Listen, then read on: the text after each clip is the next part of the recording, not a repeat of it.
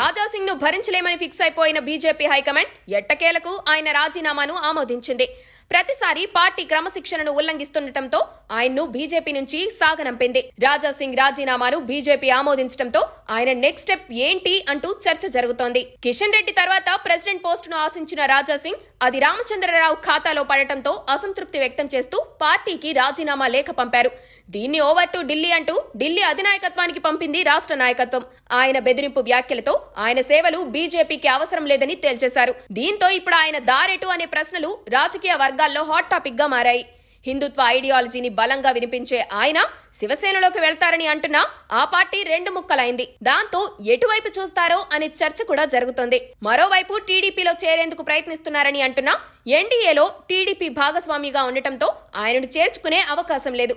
దీంతో ఆయన శివసేన లేదా బీఆర్ఎస్ లో చేరే అవకాశం ఉందనే వాదనలు వినిపిస్తున్నాయి. కానీ ఆయనను ఆ పార్టీలు తట్టుకుంటాయా ఏమో చూడాలి ఏం జరుగుతుంది.